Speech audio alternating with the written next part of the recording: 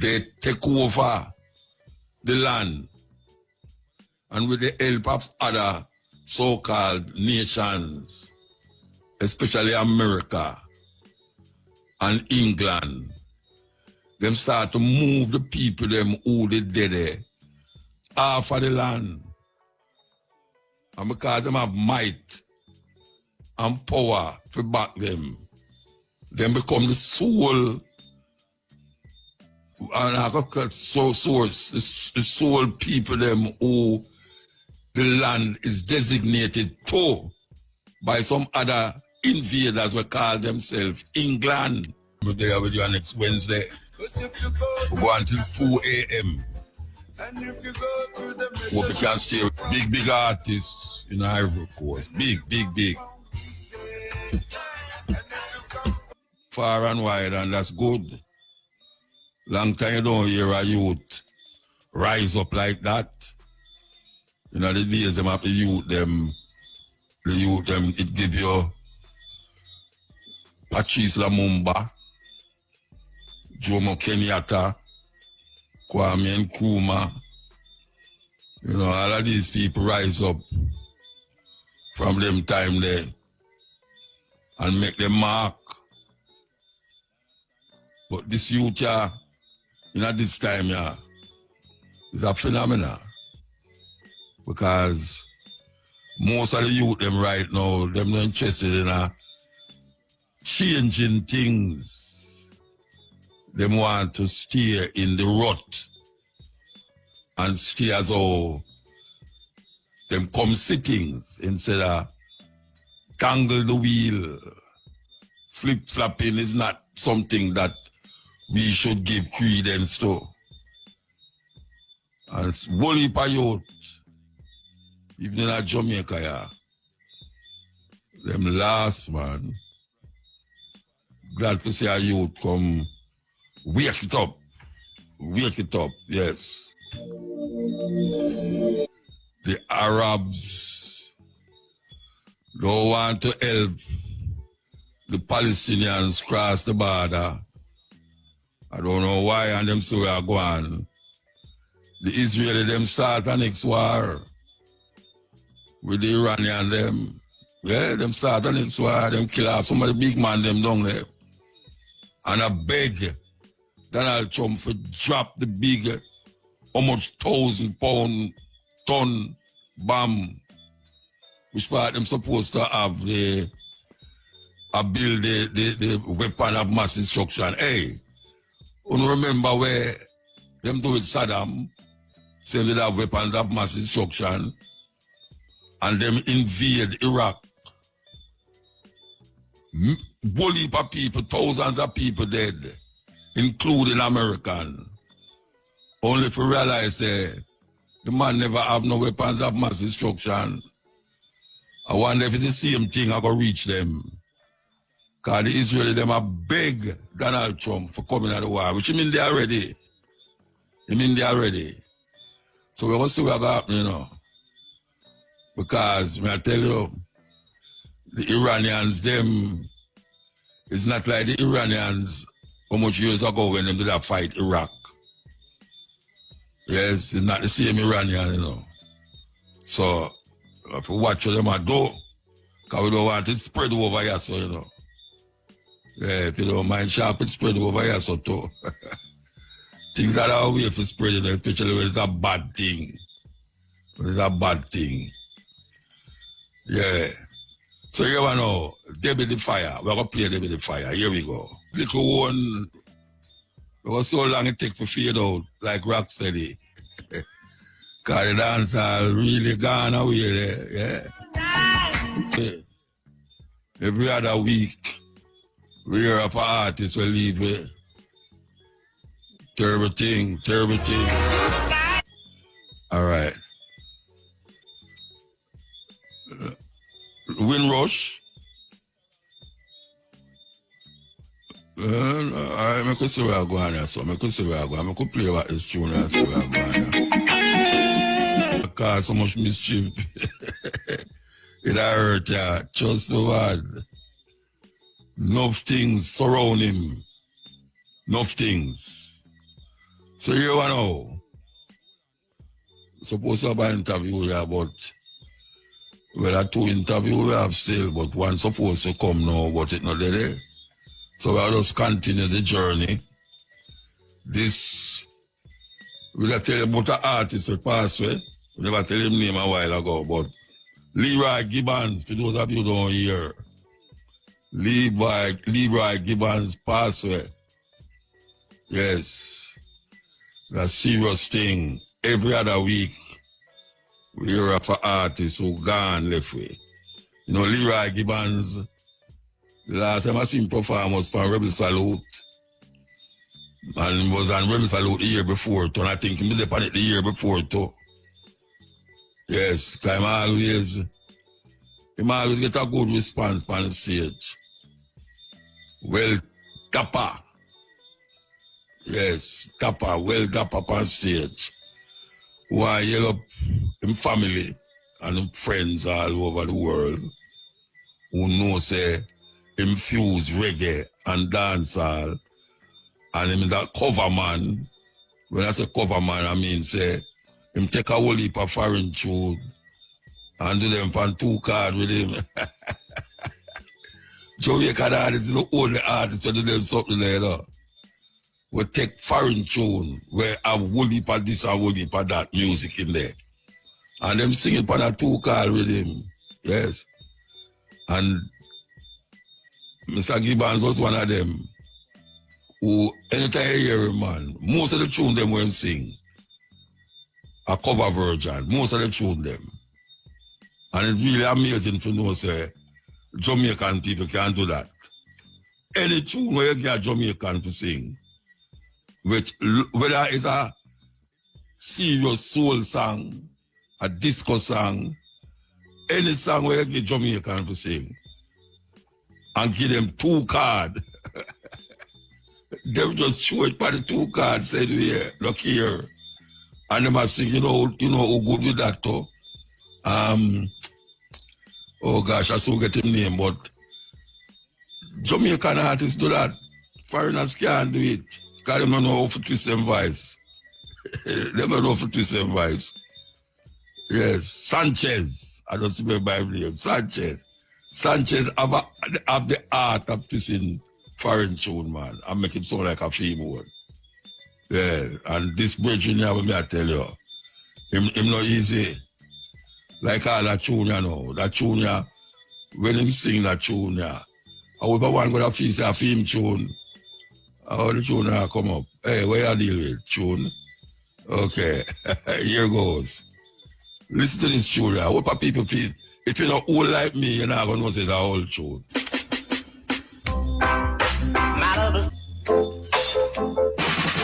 She loved me with all her heart. So, Leroy Gibbons.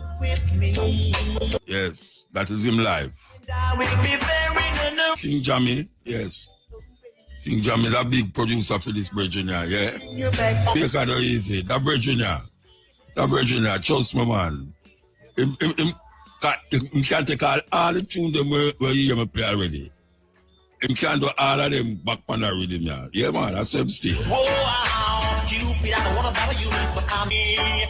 No, nobody but me, hey. Whether it depend vinyl, whether it depend jump drive, a little more, anything where them go discover and do for preserve music, depend, all them tunes are going to get preserved on it. Yeah, man. Leroy Gibbons. We're going to take a break. And we have an interview come forward here. Break time. We could go out at the shows. We have an interview with our sister who, I'm going to say, 30 odd years now, she had do a festival in Canada. With no people from Jamaica go up there, go do them thing. And it's not just music.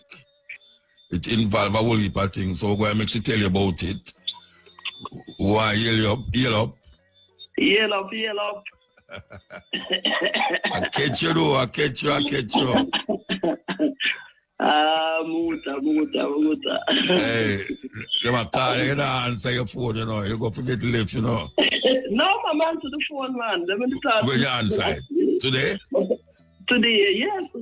It's a long time she call you, you know, answer. No, man. 2 times she called me, man said two. She called me 3 times, man said 2 times. Then the first time you never answer then.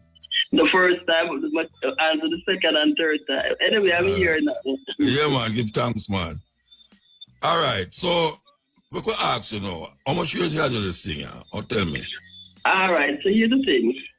Rastafest is 32 years old. Wow. My son, the production is 45 years old. However, the Rasta activity in Toronto that I've been involved with from 1977. So you're talking more than 45 years. No, I'm telling you, your name, my son, you know. Sorry if you don't remember your name. Not remember your name, but call your name. My son, the sister name, my son, we are talking to. Yes. Well, yeah, so it's 30 odd years. 32 years Rastafest, 45 years my son in production, but from 1977. Really from 1977 was the Rasta work, and that's because from 1975, when Bob Marley came to Toronto, you know, a handful of Rastas went through a lot of persecution. Oh, yeah?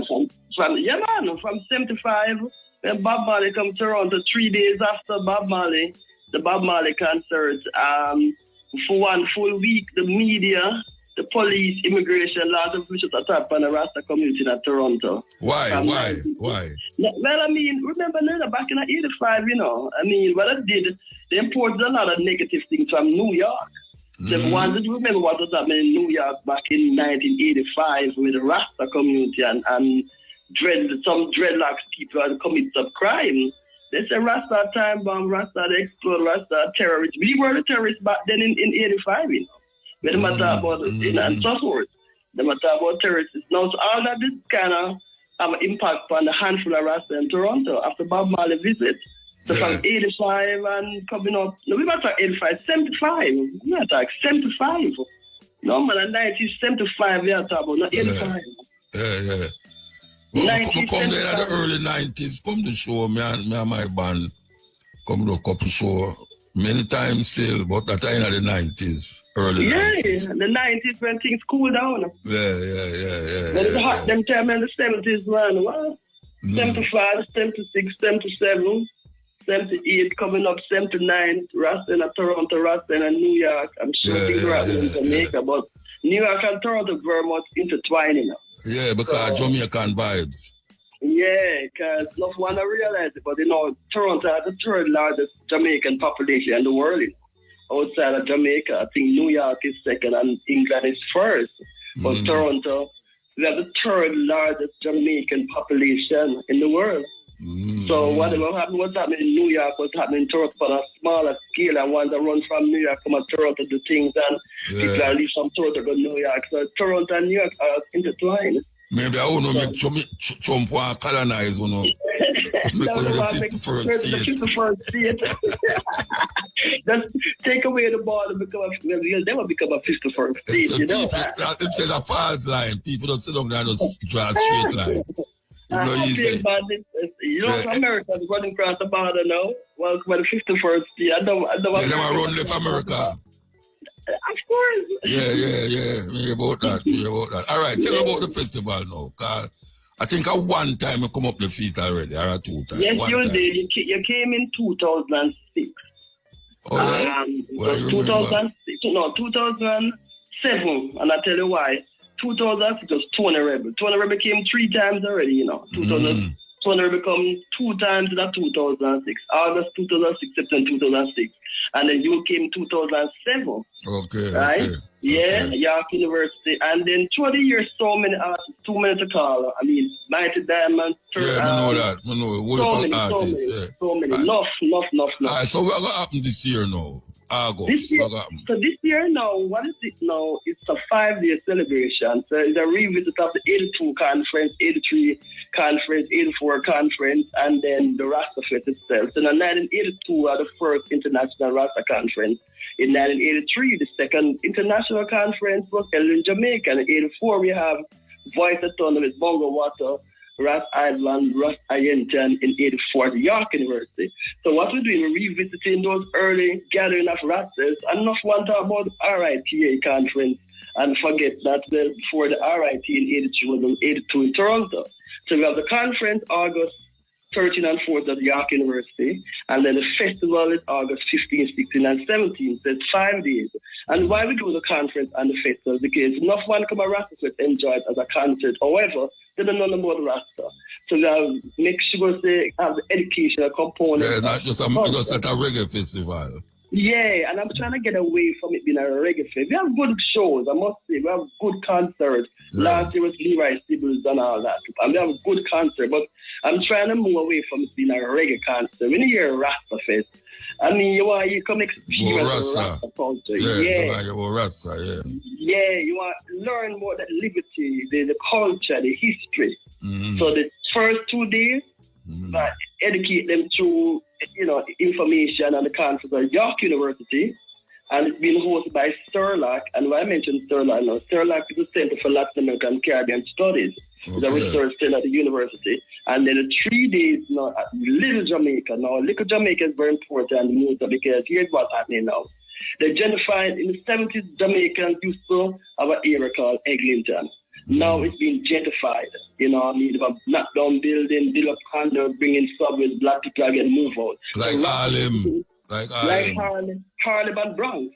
And Brixton in England. Yeah. So Little Jamaica, city, so the area that we are keeping the festival is called Little Jamaica. Studio M, my business is in Little Jamaica. I'm also on the director for the area in that Little Jamaica because you see, the subway going to open in September. Condos are being built up. You're talking millions of people moving in because, of course, where there's a subway, there's money. But what about the black people in the 70s who helped build the Jamaicans who built in that area? So that's why it's called Little Jamaica, The area is actually called about it. Yeah. So that's where the festival is going to be for 3 days. Okay. So the 2 days we have the reasoning. The night time we have the reasoning in the black community in Little Jamaica. So it's a day and night program. And then the when you say the reasoning, what do you mean? When you say the reasoning? Well, you see, the conference at York University going to attract a lot of students and academics. However, the community now, we want to make sure that the community also has access to that reasoning, that information, that knowledge. Okay. So that session I'm going to be in the Little Jamaica community. Okay. That's going to say reasoning, like a gathering, and so forth. Because again, remember now, we still have to work with the black community in Little Jamaica, which may not be at the conference in the daytime at York University. That's going to say community reasoning. So it's a gathering of reason and information, and also a Rasta exhibition. So we're going to have things about the Rasta culture on it throughout the 5 days to educate ones about it. Again, remember now we're trying to move away from it being a reggae concert. Reggae concert, yeah. All right, let me ask you something. Because I must say, the brethren, who you have a look about them visa thing there, I tell you, man, the man come like a computer, man. The man efficient. Till you can't efficient no more, man. Just me. All right, so you know, are so much people you carry up there? Well, we have different relationship with different ones, as you know, in Jamaica. Yeah. When it comes to women, I'm talking Rastafest. So Rastafari Indigenous Village. Rastafari Indigenous Village are first man. So about 5 ones from Rasta Village. First man and Virgin them. But we have a cultural exchange program between Rasta Indigenous Village and Rastafest. Okay. So, I mean, for a long time, about 10, 12 years, we have been having this. Man. So, they're overdue, They should have been here coming up like 5 years ago. They got the visa much time there. So, they're really overdue for this. So, and we also do things at Rasta Village too. Last month, for example, we brought artists from Toronto to Rasta Village. So we have that cultural exchange program between Rasta Village and Rastafest. So that group is coming up. Michael Barnett, of course, is coming up. Imani Tafari, and the list goes on. The Rasquazi, the Mother Moses, and so forth. And she tell me that the other night we come from Junior Biles thing, and she tell me that she come up the toe. Yeah. Well, Mother Moses is no stranger to Rastafest. She has been here me know. I know. She's not stranger to nothing at all. She's not stranger to nobody, nothing. Yes. Yeah, but apart from that, though, you know, I don't. You're supposed to know we kind of belong to the same organization, Emperor Zion. So the Emperor Zion organization has been around for 20 years. Yeah. Yes, I'm part of it, and Madam Moses is part of it too. So, yes, we have a relationship that way too, you know, through the organization. So, yeah. So quite a few ones coming up. We're working with the Rasta community in Toronto. Of course, you know, Rastafest is not for the people who look like Rasta. When I say look like Rasta, now when they say, well, if you have luck, it's a roots and culture festival. So everyone come to Rastafest. You know, Muslim, Christian, Jew, everybody come to Rastafest. It's a roots and culture festival. Kind of one about the Rasta culture kind of thing. Okay. And I must say, you know, Muta, you know, in the 32 years we have had the festival, we have never hired police to come to the festival. Never. You know why? Because we use the music as our security. Okay. You know, we don't do the dance, we don't do the flatness, we don't do none of that. We don't do certain heights. I think you do that, man. A rat off is name, couldn't do that. No, but you have some dreadlocks people who that them things that too. No, me know, but the title of the festival, Rasta Festival, it can't have where you tell me say you don't have. It have and that's why certain dreadlock artists should never be hired for Rasta Fest. You know, they will not be hired. I mean, to be on the festival is very exclusive. We're very exclusive as a whole book, yeah. But a good look this year, 5 days. You know, a lot of ones coming up for it. We really want to make sure that after 32 years, it's become a more Rasta fest as opposed to a reggae concert kind of thing. And not, you know. So the reason going to be a big part of it, drum making, craft. I have to mention something. We're pushing the Rastafest marketplace because we do have a lucrative marketplace. So people who can't make it up, like craft artists who cannot make it up, can give art and their craft to ones who are coming up, and we'll sell it at the festival. Oh, when you leave? When you leave? When I leave? Not today. So today. When you leave? Listen to me. Tomorrow this time I'm in Toronto. Which part you there? Right now, I'm in the orchard. I want to get something to carry. I want to get something to carry. I don't know what you there. So why don't want to give it to me? No, because I know that you talk about that. I say, right, we should have give you Uchi, you know, come back at town at all. I'm going to go take the plane. I'm flying from Mobile tomorrow, man. I was in Kingston yesterday. I was in Leonard Howard. Yeah.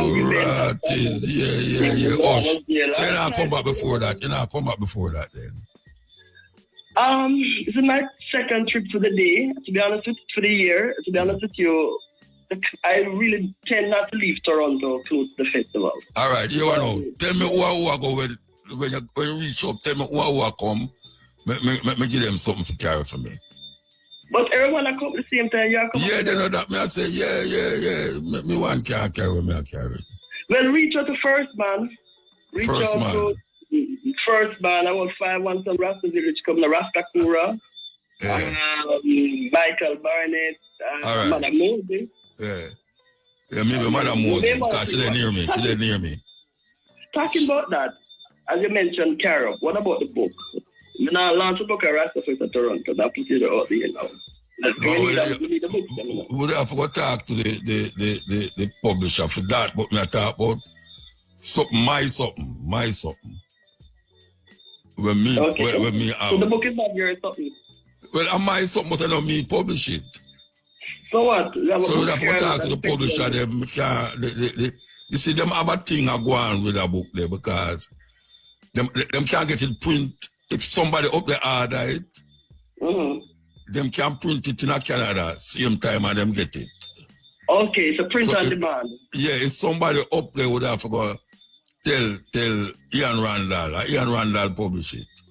All right, so here what you do then. Send me the information, we'll contact them because we definitely need to have the book at the university as well as the festival. That's not a problem. Yeah, because we have a big launch up at Rotterdam, you know. Big launch at Rotterdam. So you know what, a big launch at Rastafest at Toronto. Yeah, but me not say no. When I tell you, say the person who will have it at Rotterdam or the people them who actually write it. Okay. See, it's the University of Austria. Some student at University of Austria, they put it together with a professor. So that is why it get in a Rotterdam.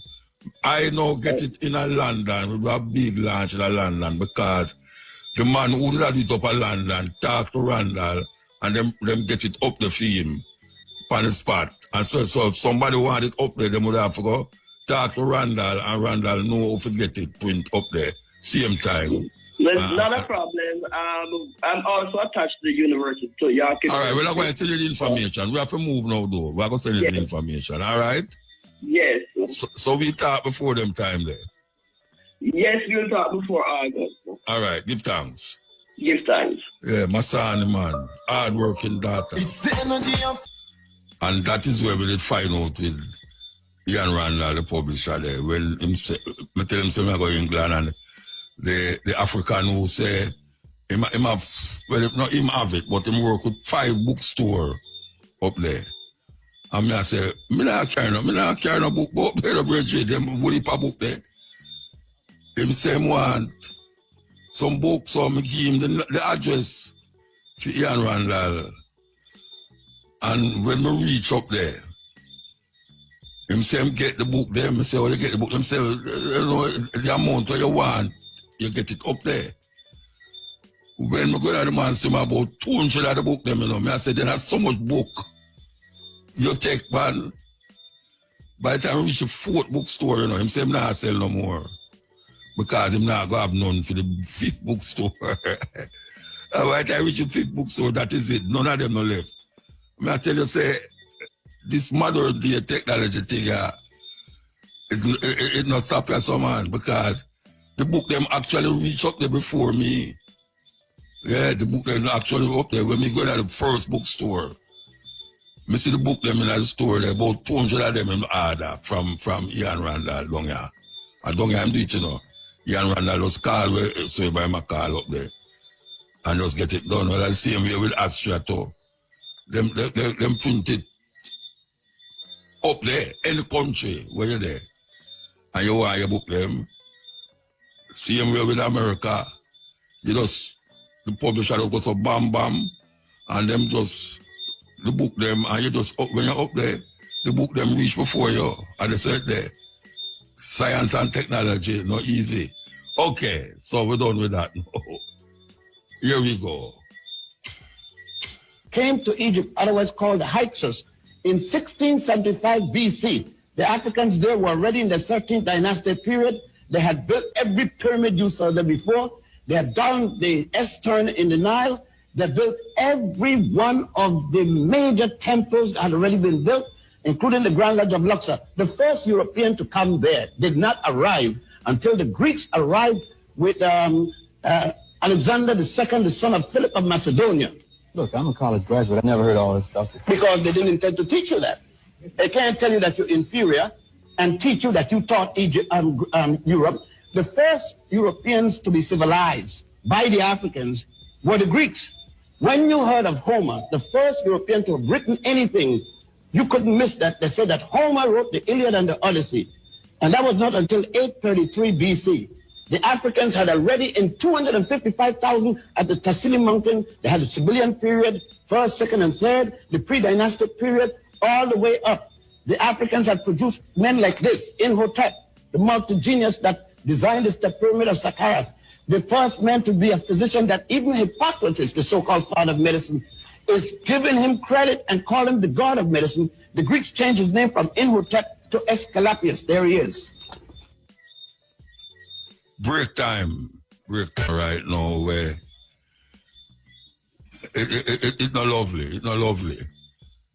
And this group of people, say them are Israeli, have 2 wars going at the same time now. One of them are wipe out the Palestinians them out of the land, and 2 of them are bomb Iran.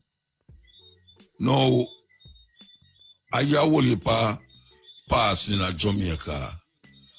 I tell Jamaican black people who don't know better, say the people them in Israel and make way for the return of Jesus.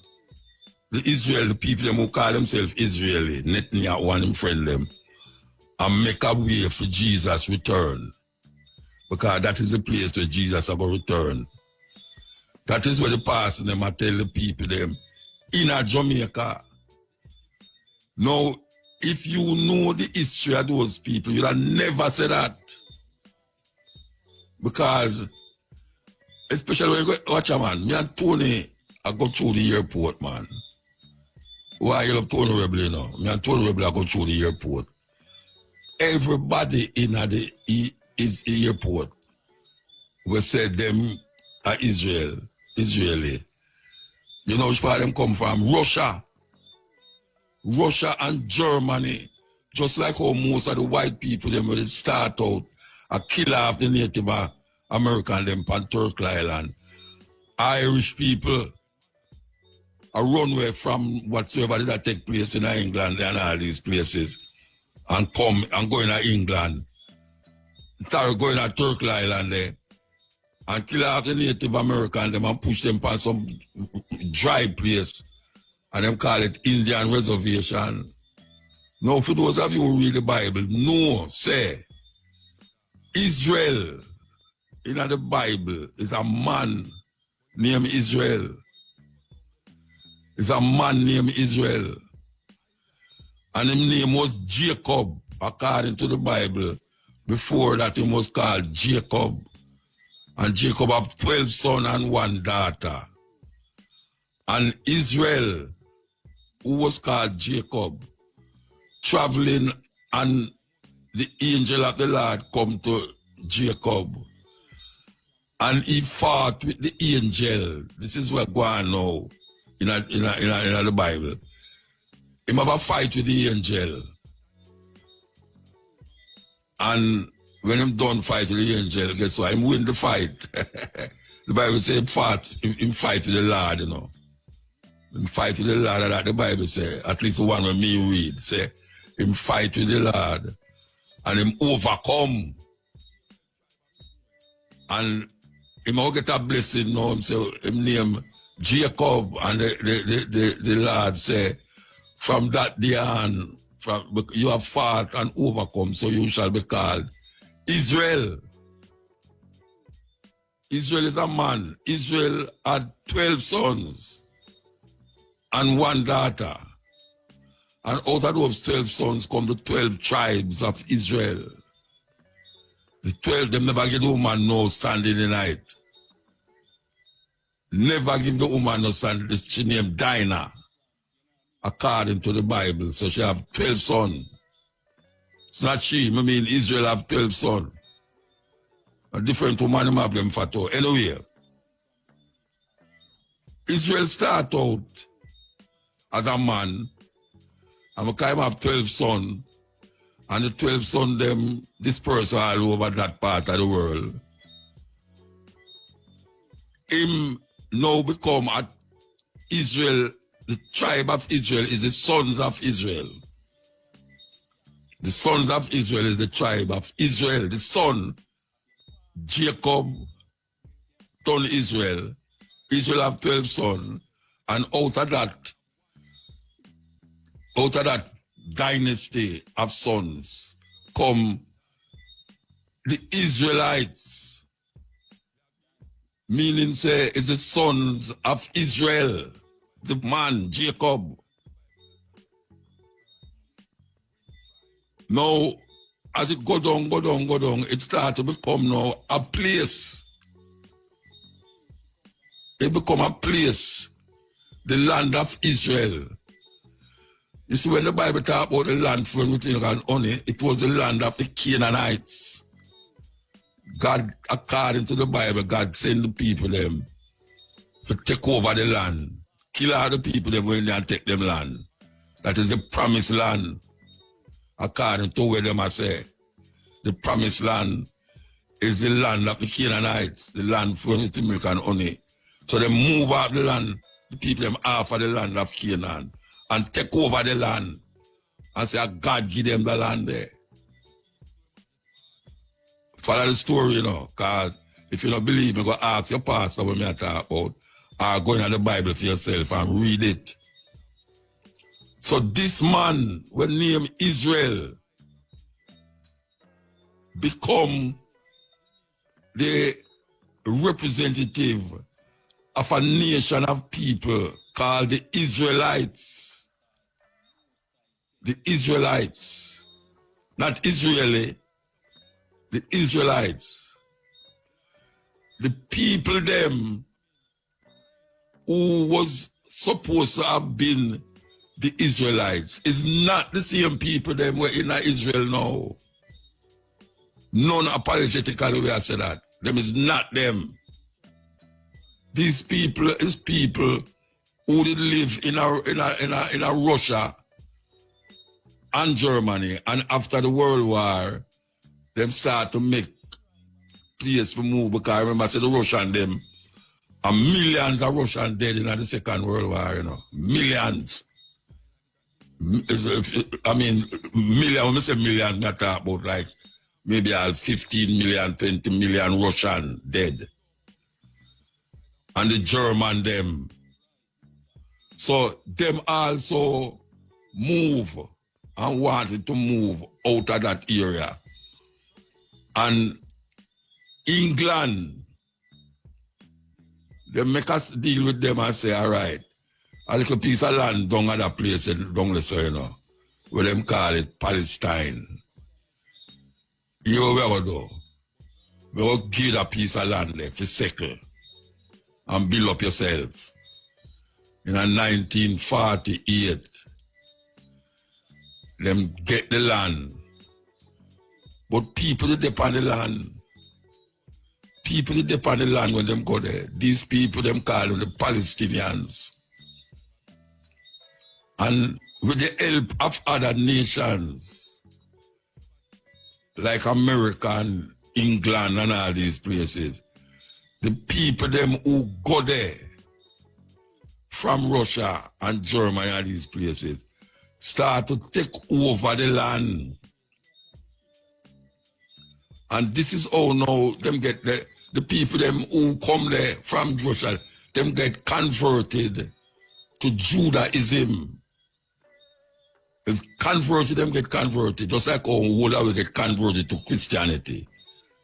Them get converted to Judaism.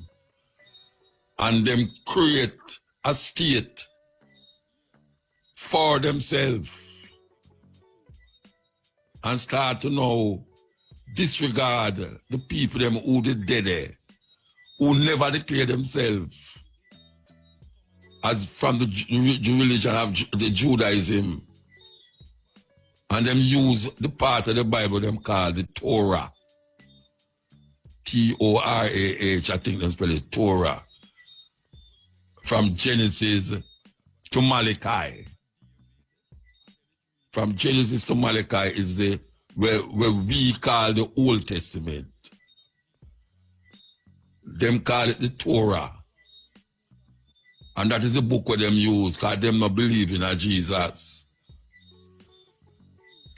From Matthew to Revelation, them do another part there. Them use the part from Genesis to Malachi. So, why we are saying this? Because of where we are going now. And we know say, over the years we have said this many, many times before. In the 90s and in the 2000s, we have said this story many times before. They take over the land. And with the help of other so-called nations, especially America and England, them start to move the people them who they did there off of the land. And because them have might and power to back them become the sole and source, the sole people them who the land is designated to by some other invaders who call themselves England. Listen to this. The Israel in the Bible is not the same Israel as today. And I know what you're thinking, and you're already jumping into conclusions, but hear me out. People are over here fighting and debating over a misunderstanding of what Israel actually means. They think that the modern Israel is the same as the... Hey, you don't know how I feel when I find this thing, you know. You see that little clip, yeah? I tell you, give thanks to whosoever send it to me, you know.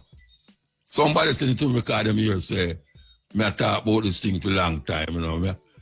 Thanks you for this clip, yeah, but I want you to listen to this clip, yeah. Something we have been saying for years. The Israel in the Bible is not the same Israel as today. And I know what you're thinking, and you're already jumping into conclusions, but hear me out. People are over here fighting and debating over a misunderstanding of what Israel actually means. They think that the modern Israel is the same as the Israel God promised in the Bible. It's not. In the Bible, Israel means two things. First, Israel was a person. In Genesis 32, Jacob wrestled with God, literally fought him all night long. And after that, God changed his name to Israel, which means he struggles with God. Second, Israel became a nation. Jacob's 12 sons became the 12 tribes of Israel, God's chosen people. But hear this out. They were not chosen because of their land. They were chosen because of God's promise. Hey, for those of you who have to continue for years, no say. No, say.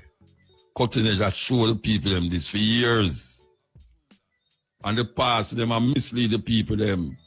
Because you have people right now would I say a foolish muta attack, you know, because my pastor said this and my pastor said that. Them never read it in the Bible. All you hear them talk about, them never read in the Bible. We read the Bible. When we in a 12 tribe, we read from Genesis 1 to Revelation 22. We don't remember everything in it, but there's something that we will never forget. Because we did an organization in the 12 tribes of Israel. And you started to find out, according to the new moon, the first new moon, which in April, March, April, you start count the sun them from that time. The 12 sun them. So when we did talk about this, me never know other man are good at me heard it. But you know, some read the Bible because it's in where you must say in the Bible. And when we are say for how much years now, in the Bible. But because we are one Rasta, we barefoot Rasta, them go on like say we don't know where we are saying, I was supposed to get them foolishness from both Israel is a man and all them something there. You hear them people, they say them are Israelite, them say them are Israeli. They never say them are Israelite, them say them are Israeli. So I could play what we started from the beginning, that you can't catch a drift. And where we are talking about, you listen. The Israel in the Bible is not the same Israel as today. And I know what you're thinking, and you're already jumping into conclusions, but hear me out. People are over here fighting and debating over a misunderstanding of what Israel actually means. They think that the modern Israel is the same as the Israel God promised in the Bible. It's not. In the Bible, Israel means two things. First, Israel was a person. In Genesis 32, Jacob wrestled with God, literally fought him all night long. And after that, God changed his name to Israel, which means he struggles with God. Second, Israel became a nation. Jacob's 12 sons became the 12 tribes of Israel, God's chosen people. But hear this out. They were not chosen because of their land.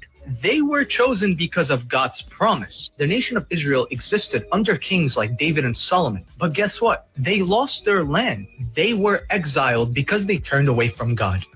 Fast forward today, Israel was founded in 1948 as a political state. But that's not the same as biblical Israel. It's not ruled by biblical law. Not everyone there is a descendant of the 12 tribes. And the land does not define God's people. Faith does. So when people think that defending modern day Israel is the same as defending God's chosen people, no, you're missing the whole point of scripture. God's Israel was never about land, but about a relationship with him. Okay, so Pastor, are people who listen to me and go to church, you can have something to talk to the pastor about. And I am going to assume, say, it's not a black man attack that. So, I know no more want to believe what the white man say. That is why I'm glad that somebody sent me this clip here. You never talk to the pastor yet about biblical things. You never sit down and talk to the pastor about biblical things. And you just sit down in a church every Sunday and listen to what the pastor say and just gulp it down like say sugar, water, or not drink. When we there, so I talk about these things. So tell the people to turn off the radio. You know how much you tell me that over the years? One brother to me say, I'm mother in a Florida chew something and lick him in my foot. Because I listen to a cutting edge. No, see, a man I say the same thing, you know. Israel. And most of them never read that in the Bible yet. Don't claim to be written by eyewitnesses, and in fact, they were not written by eyewitnesses. The gospel writers were living 40 to 50 to 60 years after Jesus died. They wrote the Gospels in Greek. Jesus' language was Aramaic. These gospel writers were living in a different country. Decades later, where did they get their information from? They were not the followers of Jesus. They don't claim to be followers of Jesus, the disciples. They're written by later people, decades later, in a different language. Where did they get their information from? They heard stories about Jesus that had been in circulation year after year after year, decade after decade, down to the time that the gospel writers living in a different country, speaking a different language, heard the stories. What happens to oral stories when they are transmitted orally? They change. The gospel writers have discrepancies among themselves because the stories that were told and retold were changed over time, and the gospel writers themselves sometimes changed the stories. That's why there are discrepancies. That's why scholars might be able to tell you generally what Jesus was about. They can list 8 things that Jesus did, but they can't tell you the details and agree. Why can't scholars agree? Because there are so many discrepancies that the Gospels are not reliable. Okay. So that is one of the things that we get knocked for on this program for years. Who was Matthew, Mark, Luke, and John? As a matter of fact, according to the same theologians, the books of Paul was written before Matthew, Luke, and John. Matthew, Mark, Luke, and John. Paul writing was written before the 4 first book of the First Testament, the New Testament. And him never said God there, Jesus said. Him don't know Jesus. Can you imagine this? How many know him don't know Jesus? Because him same one said, him never know the man who them call Jesus. Him hear about him. And he was traveling on his way to Damascus. And something blind him. And him start to wake up and hear a voice that talk to him. And I saw him find Jesus. Him never know him, the man, physically, personally. A hearsay. And them write so much letters to the European them, the Corinthians, the Romans, the Ephesians, the Galatians, to convert them to a person who him never know. But because the philosophy where him hear about the man was so proper in his side, him start to spread that gospel all over Jerusalem and all over Europe. And him end up and get killed by the same Roman them. Matthew, Mark. As a matter of fact, when you read them story there, if you really read it, when I talk about just read it, I can't where your mother used to talk about, or the pastor talk about, you personally read it yourself. You realize that certain things in there not add up. Certain things in there don't add up at all. People don't like hear them thing there. People don't like hear them think there because it go against all the way them to that think. All the way them to that think. Them don't like hear it. Martin Luther didn't like the Catholic Church and founded the Lutheran Church. Calvin did Calvinist Church. Henry VIII didn't like being denied Catholic marriage and founded the Anglican Church. John Smith disliked the Anglican Church and founded the Baptist Church. William Miller didn't like the Baptist Church and founded the Adventist. Ellen G. White really liked what William Miller said and founded the Seventh-day Adventist Church. Charles T. Russell didn't like the Adventist Church and founded Jehovah's Witnesses. Joseph Smith disliked the Methodist Church and founded the Church of Jesus Christ of Latter-day Saints, the Mormons. John Wesley disliked the Anglican Church and founded the Methodist Church. Some pastors didn't like the Methodist Church and founded the Pentecostal Church. Many did not like the Pentecostal Church and founded thousands of churches like Stop Suffering, Assemblies of God, Light of the World, etc. The evangelical movement came from the Baptist Church, while the different born-again movement came from the evangelical churches. The born-again faith emerged in the late 1930s from the U.S., and it gained popularity in the 1970s and 1980s, its golden age. There are now 35,000 different so-called Christian religions who claims their interpretation of the Bible is the right one. Okay. Want to hear that? Want to hear that? You can go dig it up for yourself because you have books where record these stories and tell you. Listen. You're saying the man who translated the Bible beat his own mother? Oh, yeah. King James I, the man behind the King James Bible, had his mother Mary, Queen of Scots, locked up and then executed, allegedly. He worked with his aunt, Queen Elizabeth I, to make it happen. Why? So he could secure his place as King of England. That's not exactly the kind of story you'd expect from someone tied to the Bible, is it? But it doesn't stop there. James had a thing for demonology. He wasn't just curious about it. He wrote an entire book, Demonology, all about witches, demons. All right, make us stop this about demonology. I have that book. A man send the book, they come give me. Say, never know, say, King James was affiliated with other books other than the Bible.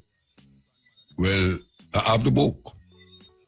And when you're looking at the book, you're trying to know, say, this man here claims to translate the book with other men.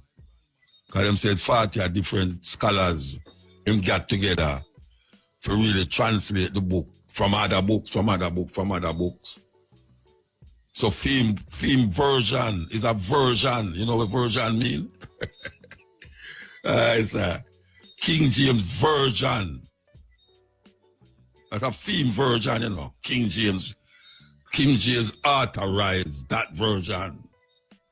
So if King James version is where I read, wanted the version before film version.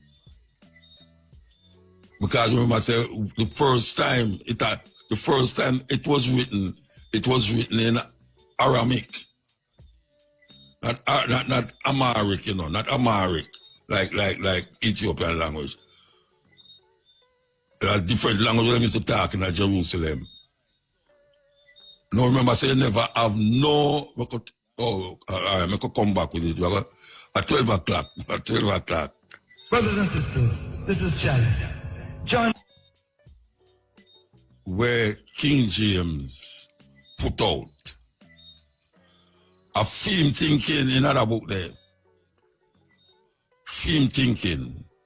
I don't know if it's up online, but maybe you can find it online too. As a matter of fact, maybe they have an audio book too. Yes, that is all science and technology to go now. You just go up on YouTube and just look for Demonology by King James. I mean, you can listen it. It's another joke thing.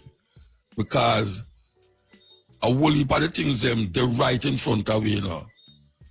But because we don't have a thinking in our head before, it's very difficult to remove them thinking there when reality come liquid now. A man prefer hold on upon him all time religious beliefs and don't recognize you have to your brains, human brains don't function in a static, not static. It's not static. And I have to mention Ian Bowen. I'm a Wed Jun, and him have me as a Wed Jun too. You know how much time I walk on the road, and people say, you know, say, Ian Bowen talk about you every day in I'm church. I say, what about talk about me, say? If I say, why, Buta is not a fool, you know. That is why it called me with him big reverend chism. And then when the program done behind the screen, him attack, him begs with Chisholm. Kind things like Chisholm did going to lay me dead. With the conversation where we have on the radio. And I'm more than 2 times, me and Chisholm clash up. Not to mention others where we depend. That it become a thing with him. Because him sit down and say, any night I'll know. If me call him right now, I'm yard. Him sit down and listen to cutting edge. And them invite me up at the theological college, and when me talk them, I say, but that is what we learn in the theological college. So I said, them I learn something at theological college where the pastor now tell you in a church. Them I learn something up at theological college where the pastor not telling you in church. But because some of them afraid to use them brains, them come out back with the same argument where them did have before them going there. And we never go to theological college. We never go to university. But over a period of time, we was so caught up into understanding where we are get to self in as Rasta that we really want to find out what is it, what is this thing, this Bible story and all these things. So I could go back with King James. You're saying the man who translated the Bible beat his own mother? Oh, yeah. King James I, the man behind the King James Bible, had his mother Mary, Queen of Scots, locked up and then executed, allegedly. He worked with his aunt, Queen Elizabeth I, to make it happen. Why? So he could secure his place as King of England. That's not exactly the kind of story you'd expect from someone tied to the Bible, is it? But it doesn't stop there. James had a thing for demonology. He wasn't just curious about it. He wrote an entire book, Demonology, all about witches, demons, and their nasty tricks. And this is the same guy who decided, hey, I should translate the Bible for everyone. And then there's his personal life. Rumors say he had questionable relationships with men, including his cousin, and he wasn't exactly known for being morally upright. Yet this is the man people trust for one of the most influential versions of the Bible. Do you see the problem here? Now let's talk about the translation itself. King James didn't write the Bible, but he commissioned it to solve political and religious problems in his kingdom. It wasn't just about faith, it was about control. He needed a version of the Bible that supported his rule and brought peace to a divided nation. That's the agenda nobody talks about. Nobody talk about it. Why did he translate the book? Was it because of, wanting people to go closer to God or really accept Jesus Christ as their personal savior? No, it was that. It's control.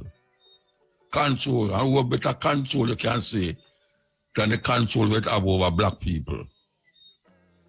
What more control it have more than where black people get controlled by it? This invisible God where most people talk about. Anything happen, whether it's bad or good. Well, bad man. You say even the devil know God and fear him. Well, it's the same thing. Bad man a Bible a read and a quote Bible and all them here there. A terrible thing. Terrible thing. There is something that is missing from the minds of the people them, and that is critically thinking about what we thought we knew as reality or as real. Critically thinking. We don't want to critically think about nothing, especially the religion, because 500 years of degradation from black people, 500 years of blood, sweat, and tears coming across the Atlantic Ocean and wipe out a generations on top of generations of people. And then we come here so and them give away a book. And that book is supposed to save we from them. And I keep repeating what Sizzla say. I wonder if Sizzla remember saying sing that tune now. The white God cannot save you from white man oppression. Because if the God where you was praying to was the right God, how could he make you be into this madness for 500 years? And the people them who put you in it, when you look on them are prosper. And if you want to prosper like them, sometimes you have to turn criminal. We never used to do things with them as we used to do. We never own. But I'm glad the people are just to consider, you know, trust me.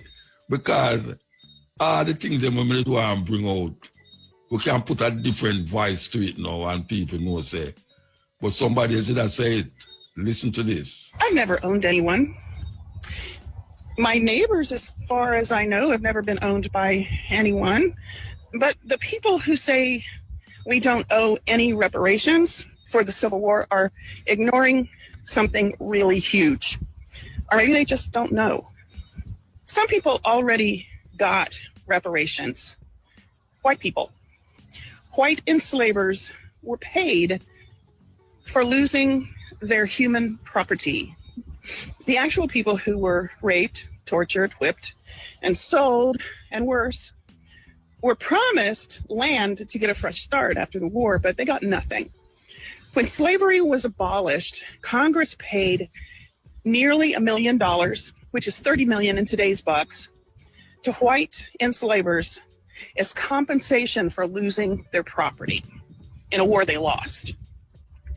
If a freed person didn't hit the road fast enough, they risked being re-enslaved under new laws that were just workarounds for all these white people losing their slaves. After the Civil War ended, Union General Sherman set aside 400,000 acres of confiscated Confederate land for black families to start new lives on, up to 40 acres each. The Army loaned out mules to help them work the land. That's where the phrase 40 acres and a mule comes from. Black people were already working some of this land when Lincoln was assassinated and Andrew Johnson became president. Well, Johnson reversed the order. He gave the land back to the same Confederates who had just tried to destroy the country. The freed people were evicted. So they made all these things into crimes that were non-crimes. They were things like, if a black person didn't have a job, that was a crime. If a black person couldn't prove that they had a job, that was a crime. You could get arrested for that and a lot of other ridiculous things. But once you were in jail, you could be leased out as labor for private profit. This system of convict leasing allowed white landowners and businesses to replace slavery with something just as violent, just as profitable as slavery. No wonder there are still Confederate flags all across the South. Even after slavery was abolished, Black Americans were not safe. Public lynchings became a regular threat. They were a form of terror used to keep free people in their place. They were planned events announced in advance, so everybody... Yes. When I listen to them things, I know, them things I like, oh, we play the music there, and so we play them things, I know, that's why I'm so short, because when I get bored, when you listen... This is the first time I would say I am really, really proud of my ancestors, because they left nothing behind, nothing at all. I've traveled the world as a black man, and I have never seen a black country where the people who live in it are foreigners that were brought there by blacks as slaves. Not one single country. Yet the black race has more countries on earth than any other country. 54 are on the continent. 13 black countries in the Caribbean. So 68 black countries was imposed on them by force by a black country. I've traveled the world and I have never seen a religion that is imposed upon anybody anywhere in this world by countries. Not a single one of them has a nuclear weapon of mass destruction.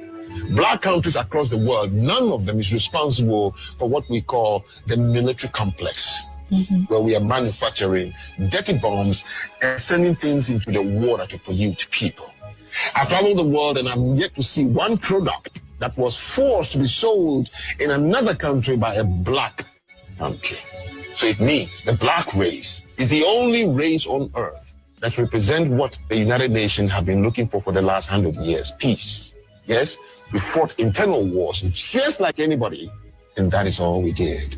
Therefore, in my travels, there was no place I went on earth where the people there pointed fingers at me and say, your people did this to me. Never. The black person is the only one who travels this earth and no one will point a finger. That's what my ancestors left behind. Nothing. Holy shit. That has to be definitely, I'd say, more powerful than anything. Yes. Take a break and come forward. Thank you very much. Okay, so we want to play this. But after we play this, after the advertisement, we're going to take some phone call. So take the phone call them after we play this, and then the ad them going to come, and we just work out the phone call them.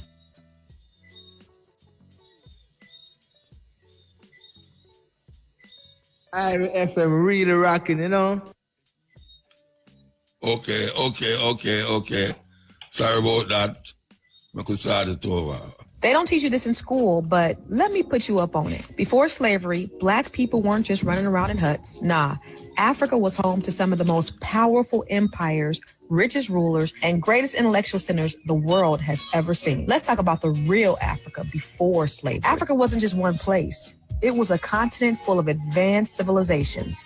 Let's start with the Mali Empire, home to Mansa Musa, the richest man in history. This brother was so wealthy that when he traveled to Egypt, he gave away so much gold that it crashed their entire economy for 10 years. And then we had the Songhai Empire, which controlled massive trade routes and had an organized government, tax systems, and military forces that rivaled Europe. And let's talk about Timbuktu, one of the greatest learning centers in the world. Before Europe even had universities on that level, Africans were studying mathematics, astronomy, medicine, and philosophy in massive libraries and schools. The University of Sankore in Timbuktu had tens of thousands of books. Some are the oldest books in the world. And let's be clear, Africa was a global trade powerhouse. West African kingdoms traded gold, ivory, spices, textiles, and even advanced weaponry with Europe, the Middle East, and Asia. African artisans were masters of bronze, gold, and terracotta, creating sculptures and jewelry that are now in museums around the world. And when it comes to technology, Africans were smelting iron, forging steel, and engineering irrigation systems before most parts of the world. So why don't they teach us this? Because if they did, we wouldn't grow up thinking our history started with slavery. Black people weren't just victims. We were architects, we were warriors, scholars, and kings and queens. Africa was thriving long before European colonization. It's time to rewrite the narrative, y'all. Black history didn't start in chains, it started in greatness. So drop a black fist in the comments if you're claiming your history and share this to make sure that the truth gets told. Well, that we are the sister. That we are the serious thing. Almost all long we have said these things over and over and over and over. And now we find out that many people have said the same thing, but don't even know me. Yes. That's why we say we not stop. We not stop. Believe you me. I couldn't spend so much years to talk these things and just we wanna say it. No, sir. It did it every 4 weeks. Come here. I talk about it when we gone. Okay? The truth have to be told to African people. Because not only where I want to open, you know. It's your mind and our brains want to open. Them take out all of the fullness out of our head and put garbage in there. That is why the whole of we now are run up and down. with for them kind of clothes and them the thinking in our head, for them thinking, them put them thinking in our head. And we feel that we are doing things and feel that we are doing. It's like some little zombies. Most people know Washington, D.C. as the capital of the United States. But what they don't know is that the city was partly designed by a black man, a self-taught genius, named Benjamin Banneker. Born in 1731 to a free black woman and an enslaved black man. Hey, a Black History Month, every month on that program, you know. Should I know that by now, you know, a Black History Month, every month on that program. We don't wait till a certain month to declare that. Most people know Washington, D.C. as the capital of the United States. But what they don't know is that the city was partly designed by a black man, a self-taught genius, named Benjamin Banneker. Born in 1731 to a free black woman and an enslaved black man, Banneker had almost no formal education. By teaching himself astronomy, mathematics, and engineering, he changed American history. He helped survey and map the land. He worked with Major Andrew Elliott. Everyone panicked. The entire project was at risk. But Banneker had memorized the entire layout from memory alone, build the capital of a nation that denied him rights, but not his legacy. This is black history you won't find in your school books. Listen to you because we just play them for upset yourself. It's a revelation we give you. Revelation. Only one never know that. A black man designed Washington, D.C., the capital of America. So Down Sound Entertainment presents. I tell you because, brother, you download me so much information, you cannot keep me up tonight. Oh, yeah? Yeah, man. But me make 2 points. There's a book where you call Demonology by Christopher, by King James. Yeah. You can get a book upon archive.org and download any book free, over 50 million books. You can download them free and get Marcus Garvey Philosophy and Opinion. Yeah, well, tell the people them louder than that. Yeah, people, and Mein Kampf by Adolf Hitler. You read a book there with King James book, Mein Kampf by Adolf Hitler. But what me don't want to talk about that. There's also a book called The Negroes Christian. No, hold on, man. You go too fast. You're going to get to talk. You're not have to roast so much. All right, sir. Tell the people them which part them can get the demonology book when we just talk about. Yeah, you can get that free on your internet, archive.org. Archive.org. You have over 50 million free books can download. Audio books also. They share so much information. All right. So, yeah, but you know, I want you know this motto. You know that no Jew or no Muslim not believe in a God.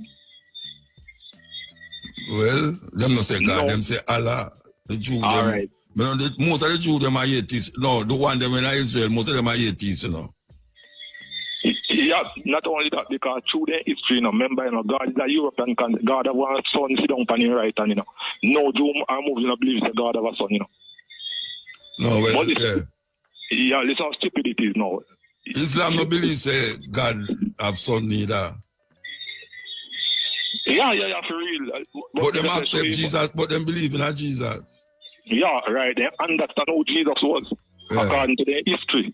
There was nobody in the Bible named Andrew, Philip, Mark, Thomas.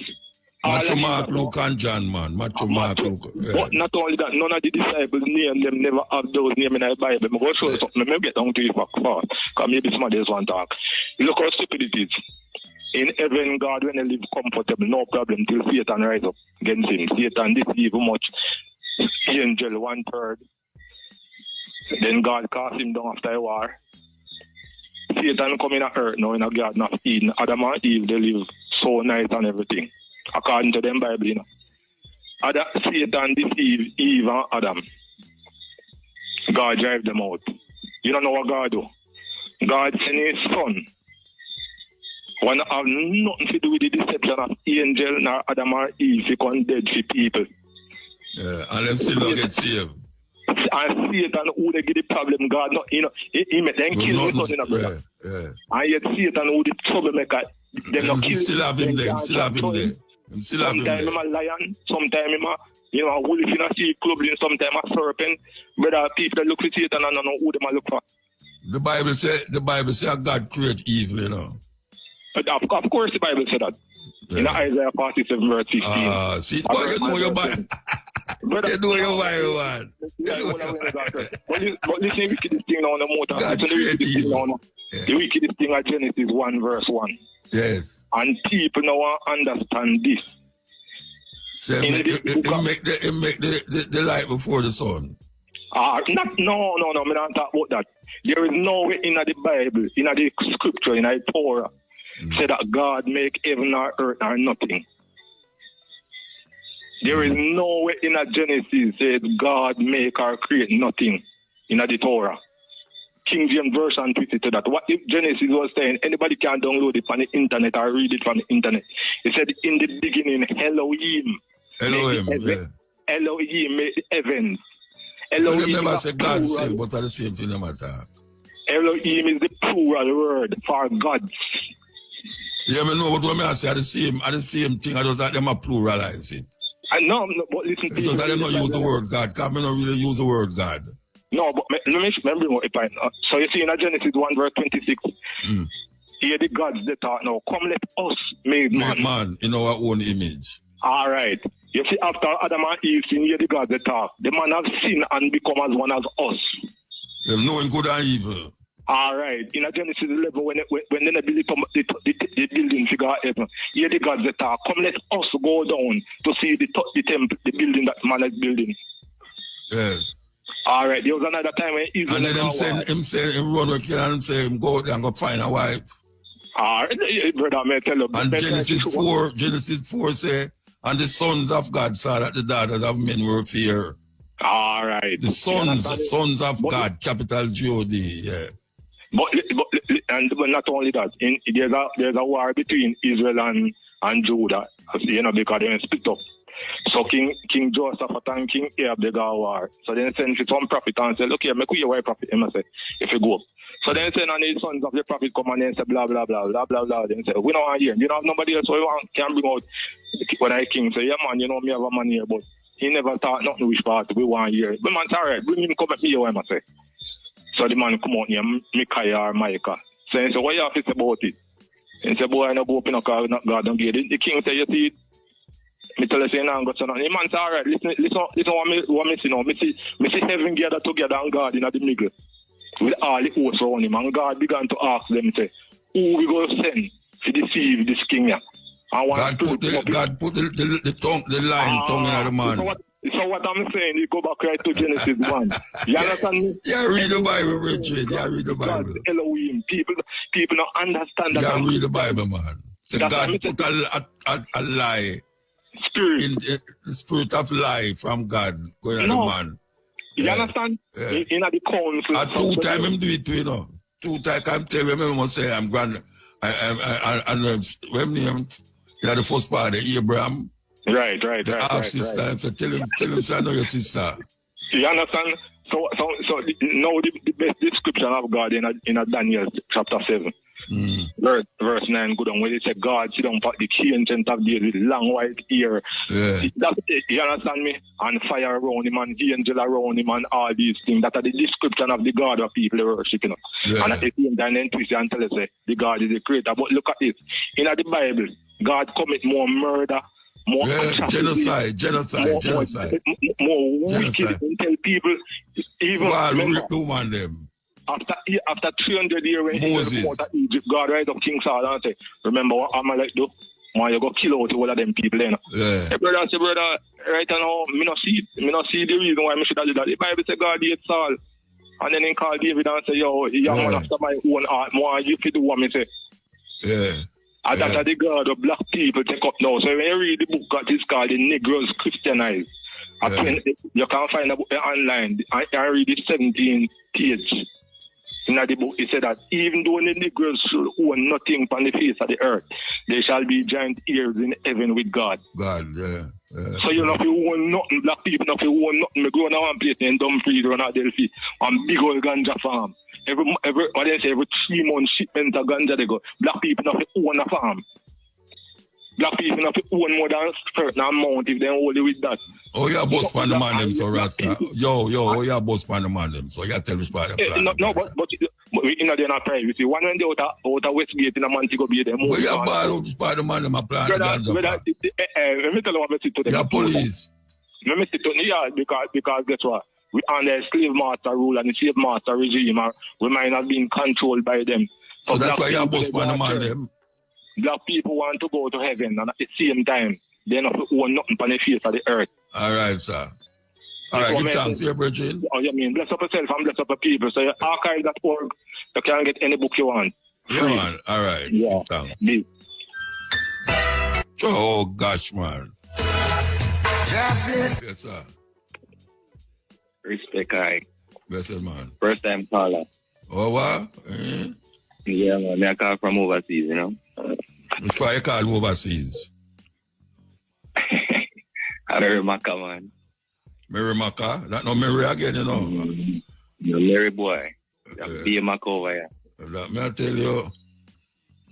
So what we say now? I'm just calling to big up there, you know, man. Okay. Because the work we are doing, trust me, I tell you. Them work here is invaluable. Yeah.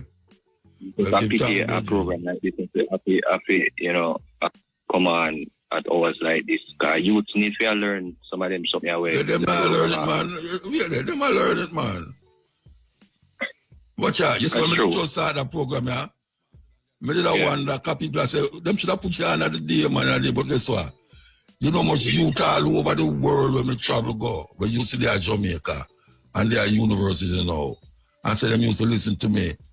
When them do them homework up at university, when them have put them phone on at the radio, sorry, the little transistor radio and the pillar and all them something there. So, when I worry about the time, them are listening. You know, whosoever will make up, them are listening. That's true.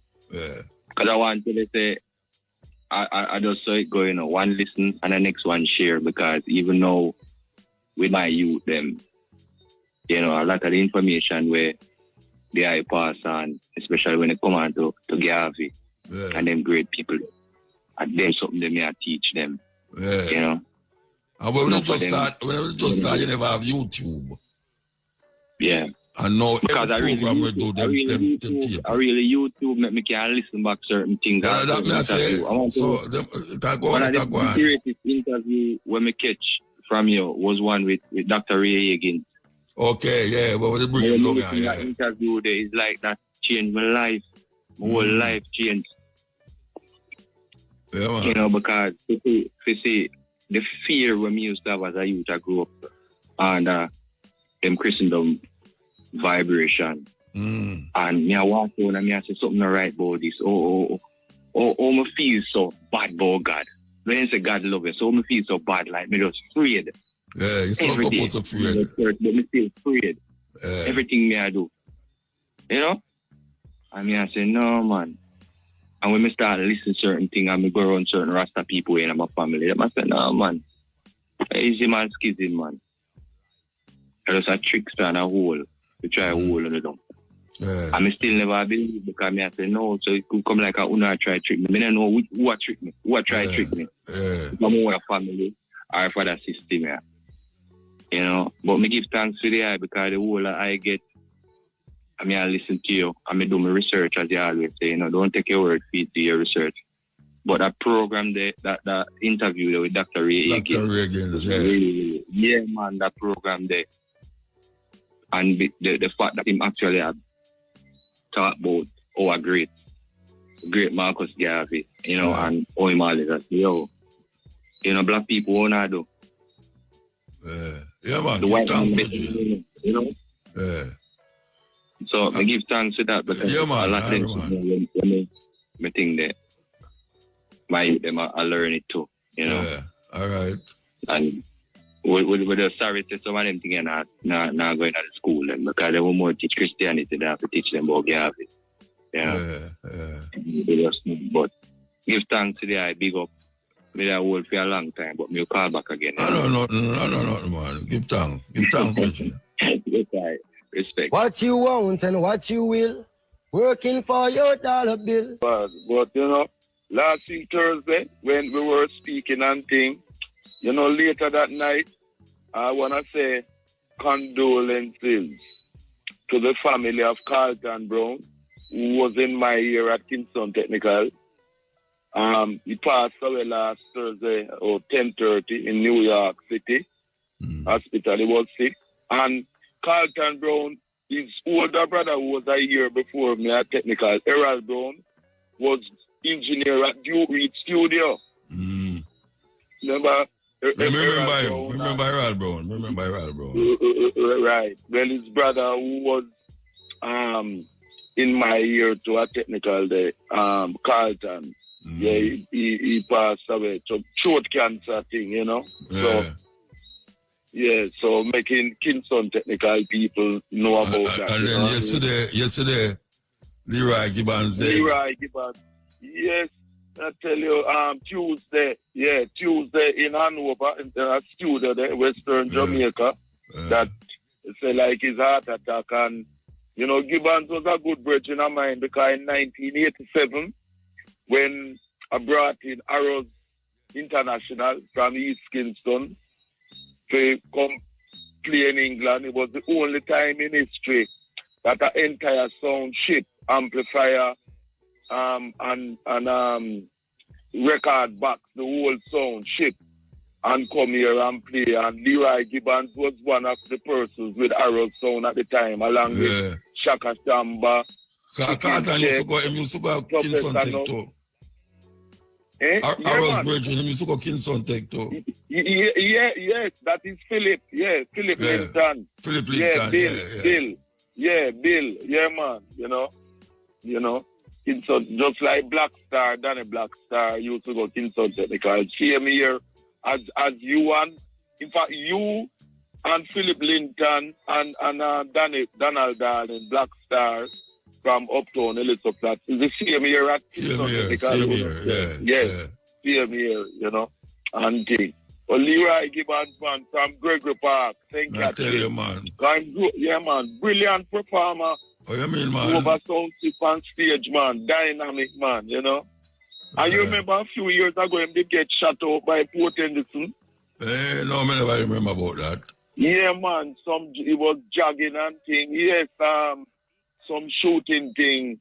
Yes, some attempted robbery business, you know. Yes, Leroy Gibbons. He grew up in the church at Gregory Park, you know. When he was singing in the church and thing.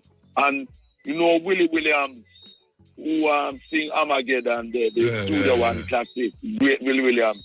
Willie was saying... I talk to him regular, you know, Willie Williams. I talk to him regular. Right, yeah, me know, man. Him tell me. He might tell me that his cousin Leroy Brown, who is now in Jamaica, that him and Leroy Gibbons used to in our group in Canada known as The Rise. You know, them used to sing together, and he was so impressed by Leroy Gibbons singing that he tell him to go to Jamaica, man, and record, you know. And that's why he ended up at Jammy's and come out with his first album, which was his best album with tunes like This Magic Moment, Cupid, and all of them tunes, which came out in 1987. The same year that I brought in Arrows there. I Jammy's produce, I don't want to Jammy's produce. Yeah. But Steely and Clevey were the musicians. You know, Steely and Clevey, and you have Bobby Digital as the engineer and Jammy's as executive producer. You know, who could come up for my performance at that night, a June, June. June Bice, you know, Linval Thompson, man. Okay. Yeah, man, remember come to me and say, you can't make Linval Thompson. Camilla go play. And that was my time to play, and him come to me and say, me can't make, me say, what you mean? If you can't make Linval Thompson do a tune. Of course, more than one tune too. Yes. When they come out, the place fall down, man, I tell you. Yeah, man, that is the Junior Biles thing at the Louis Bennett. Theater, Linval. Last time I see him was in France, I know France, me did that. Spain, last time I see him, man. The man still have him voice, Rasta. Yes. Man still have him voice. You know, it is good when artists them still maintain them voice thing, like Cornell Campbell. Yes, Cornell Campbell, voice same way. Voice same way, yes. And Errol Dunkley still have him voice. Yes. You know? Yeah, you know. Because some of the artists, them voice degrade for whatever reasons. But Cornell, yes, as you say, Cornell Campbell, you know, who started his career in the 1950s before Delroy Wilson, who started in the early 60s, then Dunkley and things. Yeah, man, and still hold them voice. And Ken Booth still have him voice too. Yeah, man. Still a tour too. Eh? Still a tour too. Even them can't see. Still a tour. Beside the eyesight problem. Yeah, them can't see, you know, still a tour. Yeah, but the voice still a... Still there, yeah. Them can't spin round again, though. No, because you know, it's a man will love that. Yeah, we love speed. Yeah, one will love. Yes, Reed came from Denham Town. And I'm telling you, this latest set of bombing from last Friday with Netanyahu regime from Iran, it's like it them by surprise. Them never realized that the Iranians would have been able to penetrate them Iron Dome system. Yeah. Well, boy, it sounds like another Iraq thing I come up here now, though. Yes, because we know that the Israelis them up front with things, but is the USA and Britain and the rest who are support them? Trump. They enable them. Trump. Yes. Trump enable them. One thing, and evil people in Iran who don't like the Ayatollah and the government there and thing, know that them hate the Iranians and things, so them not fall into the divide and rule tactics where them want the people them to rise up because them see where the US and things only invade other countries to destroy them, who pose a threat to them. Mash up the country. Yeah. Mash up the country, like where you see happen in Libya, in Iraq, and a bitter loss to Russia was they should not have allowed Assad's government to fall because Assad was one of the very few Arab Muslim governments that was holding it and supporting the people in Palestine, you know, and Russia lose some important naval bases that they had in Syria when Assad was there, you know, and things. So it's a serious thing, but I love how the Iranians them are hold it. And so long them can't hold it, man, Bridget, because Trump are going at it. Well, him already in it, as we know. Yeah, we're also going at it, like Iraq. Overtly, yes, that type of thing. But remember, you know, one of the things that people must remember, in the 1950s, when there was no Ayatollah, nothing, the British MI6 and the US CIA overthrew the legally elected government of Iran because the Prime Minister nationalized the oil industry and thing, you know. Yeah. So whether it's religion or not, them don't want no country, them NATO countries, to be independent and to be economically strong. Remember the Shah? Remember the Shah? Yes, who them support and them support, I remember how them arm Saddam to try and invade and destroy Iran. Yes. So and then look what them do. And them come destroy Iraq. Yes, and hang Saddam, who used to help, who was a part for them and them things. So, you know, we want a multipolar world. We don't want no USA as a superpower in this world to dictate to people, Muta. And then see the dollar get a blow because the BRICS alliance are put paid to the US dollar where them used to use to commit financial terrorism against countries when they agree with them and them thing there. No, some man, of them European countries, they are moving from America now, though. Yes, of course. Yes, are moving from America. Yeah, man. Definitely, man. The U.S. empire must fall, man. And the quicker it falls, the better for humanity, man. A racist genocide. Hold on. I don't remember if any are there, so I don't there, so. Yeah, man. The U.S. empire will take over from the British Empire, which was the biggest genocidal racist empire in history. So them days are numbered, man. You know what I mean? Yeah, because people all over the world I see them to what they are, man. You know, all over the world. Afghanistan, Vietnam, all over. And we love where President Traore in Burkina Faso doing, and the other brothers and sisters in Niger and in Mali. Niger and Mali. Senegal. You know, yes, Senegal. Because Muta, you know. And Namibia. Namibia. Yes, our sister president in Namibia and things. Because the USA, racist, them don't want Africa to be united and strong as we as Pan-Africanists know, you know. Them don't want none of that, you know. See? So we have to support, you know? Yeah, of course. As much as possible to bring, because them no want the Marcus Garvey aim to Africa of one president, one army, one navy, and one air force to come one into money, being, you know. One money. One money. Them don't want that Marcus Garvey dream and aim to come into reality. But we as Pan-Africanists can continue working. And you see the program where you do, and I do, and others, and so we helping to spread that education.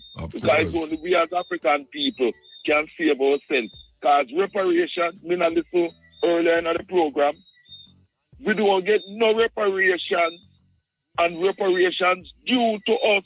We're not forgetting that. While the racists, enslavers, and then descendants get reparations and the benefits of reparations. Remember them promise the American them 40 acres and a mule. And none of that happened. Nothing. And Jim Crow was a form of slavery again after the Civil War. The new slavery. As was explained again in your program just a while ago, it was a reimposition. You imprisoning our people and using them as slaves in a new system of slavery. You know what I mean?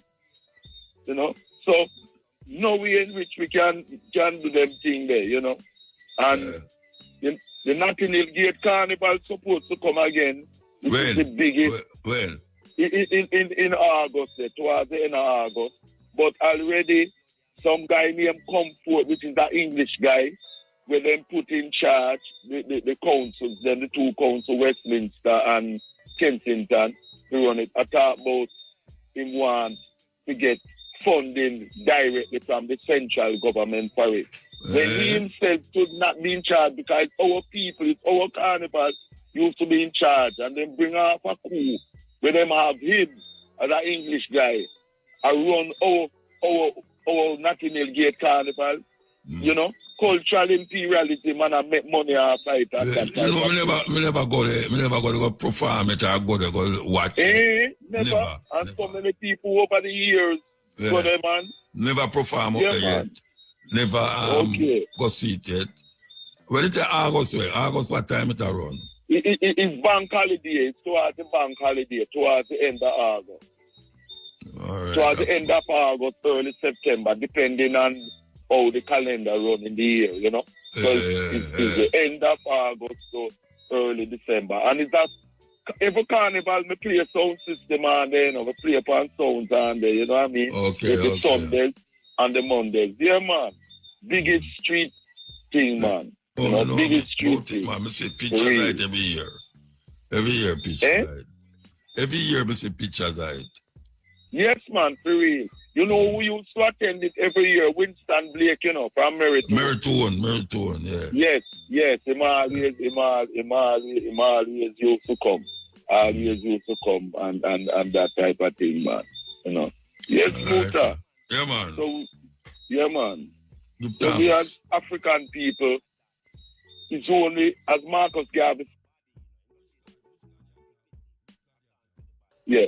Give thanks. Blessed love, Muta. I can remember when there was slavery time. Long time. To address the last caller, he made a lot of good points, but religion is a personal thing. As the emperor said, that he was the emperor of Christians, Muslims, and pagans, all Ethiopians. The thing that we have in common, we're all Africans. So that's what needs to unite us. We're going to unite. We have to leave religion one side as far as that being a dictate to the unity. That it doesn't have to be at all. The website that the Brethren was talking about, where you can find all kinds of different books. The book them, yeah. Right. Have you heard of the Gospel of Barnabas? Yeah, man. Me have the book. That book is essential for every Jamaican, no matter what. Essential for what? What? Tell me why. Why it's essential for every Jamaican? How many pieces of whatever? What was Judas paid? Let's say 30. Of what? Pieces of silver. No. The Gospel of Barnabas tells you. No, you ask me. No, I think you talk about in the Bible. Well, we know what the story goes in the Bible. They say it's silver, but it was gold. He sold them out for gold, not silver. Okay. And it wasn't Christ. Listen, when Saul, started to go around with the Christendom, they put him with Barnabas at first. But Barnabas said he was a liar and rejected him. And so they gave him this Paul and Silas go around after a while. And because of what Barnabas saw Paul trying to do, that's why he wrote his. He was an eyewitness. He wasn't that somebody that heard about Jesus. He was one of the 12. And Who was one of the 12? Barnabas. Barnabas was one of the disciples. He was an eyewitness. The Gospel of Barnabas was the first one written. Everything comes after it. And they tell you plainly that it was Judas Iscariot who was crucified, not Jesus. Said Jesus was taken up by 4 angels out the back door of the house that they were staying in when Judas came to the front door with the soldiers. But the Almighty changed Judas's features to look just like Jesus. Everybody thought it was Jesus, even the disciples. And they called Judas Jesus several times. So when the Almighty changed him features? Yes, but he can do anything. Listen. Who can do anything? Muta, miracles are miracles. No, man. You can't, but that's what it said. He said it changed his features to look like Yo. Don't bully me down, man. Listen to me, I say. You read Barnabas like you read Matthew or Mark, Luke or John. That means because Barnabas say it, I saw it go. Right. No, me ask you a simple question. By what method him change the features of Jesus? What method? How did God change Jesus? Yeah. What method him use to change Jesus? Listen. The Quran says. The Quran? No, I'm telling you something. Because you asked me how he changed Judas' features. Yeah, but the Quran, you're gone. Yeah, I've gone there. It's a book, isn't it? No, so? It's a book? It's a book, isn't it? Oh, it means it's a book. They don't know it's a book, Virgin. All right. Well, I'm going to tell you something that's in that book. Yeah. All right. It says that the children of Israel, some of them are going on so bad that Allah subhanahu wa ta'ala changed them into pigs and monkeys. And what that mean now? It means they changed them. The people them. Physically changed them. Yeah, to pigs So and monkeys. if we can change them from a human being into an animal. And you believe that. You believe that. You believe that. Listen to me. Let me tell you where I'm coming from, Muta. No, you believe that. Yeah, I do. 100%. You read George Orwell book, man. No. Well, I have. I had to read them in school. You read George Orwell book, man. Oh, Animal Farm. Yes. Well, that's a work of fiction. Oh, then and the one where you just said of fiction. Well, the Quran has no mistakes. There's no fiction. It's not fiction. Listen, there's a multi-million-dollar challenge out for years. Anybody that can find any mistake, contradiction in the Quran, nobody can correct. You just tell me, say, Allah change some man to pig and dog or whatsoever. That you say. Yeah. So you believe that? I do. Okay. But that's how and I do, and so do millions of people. But you still that was that talk about you change from one book to the next book. You like to believe all of the book them except the Bible. Well. So why you not believe the Bible? All right. As I said, this is where I'm coming from. I was born in St. Mary in the Rastafest. And as a boy, the John Canoe used to come around. And this was real. Oh, you're gone on next story again. You're gone from what? Me ask you. Well, I'm telling you. No, but you jump from what? We start at Jesus. I go behind. God changed Jesus behind the door. Let me get there. Hold on. I know you're gone now to you're gone to the Quran. I know you're gone to John Canoe. I remember when I was about 4 when I first saw it. We have to take a break. Hold on. We have to take a break. We have to take a break. Yo, we have to take a break. Hold on. That was a brother, man. We have to take a break. I read the book of Thomas, said. The book of Thomas? Yeah. No. You know it? I heard about it. You ever read the book of Mary yet?